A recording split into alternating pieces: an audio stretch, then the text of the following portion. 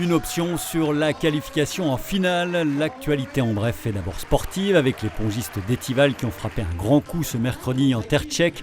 Les Stivaliennes se sont imposées 3-1 à Hodonín lors du match aller de leur demi-finale de la Ligue des Champions. La leader de l'équipe, la sino-portugaise Jenny Chao, ici à l'image, a tenu son rang en remportant ces 2 matchs à la belle. Les Vosgiennes ont donc pris un ascendant, mais gare tout de même au tour précédent. Les Tchèques avaient renversé Metz dans la même situation, défaite 3-1 au match aller. En cas de qualification, la SRTT retrouverait en finale l'ogre de la compétition. Les Polonaises de Tarnów-Bierzeg, rendez-vous pour marquer encore un peu plus l'histoire du club stivalien ce vendredi à 19h30 dans une salle Michel Essat plus bouillante que jamais.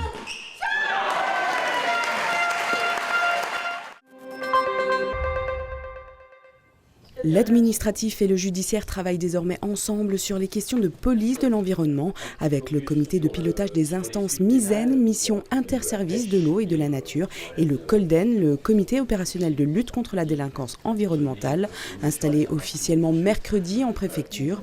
L'occasion de dresser le bilan de 2023 dans les Vosges. Rien que pour la direction départementale des territoires, 1 millier de contrôles a été effectué avec des rappels au respect des règles, des centaines d'amendes et 80 mesures alternatives exigeant la restauration d'un site dénaturé. 17 poursuites judiciaires ont également été engagées.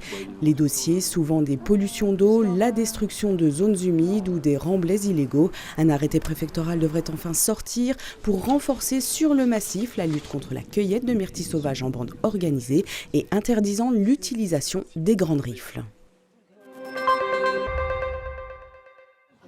Le Sicovad poursuit sa démarche de valorisation des déchets sur son territoire en mettant à disposition des communes concernées quelques 150 sites de compostage collectifs et 90 partagés, comme celui-ci inauguré mardi à proximité du réservoir de Bouzet pour une durée d'1 an avant de futurs travaux. 3 bacs destinés aux habitants de Sanché, aux campeurs, aux restaurateurs ou encore aux promeneurs. La commune et le camping s'engagent par ailleurs en tant que référents du site et veilleront à son bon fonctionnement, dont l'entretien quotidien des bacs, un enjeu important pour ce site touristique, mais avant tout une obligation légale du Code de l'environnement.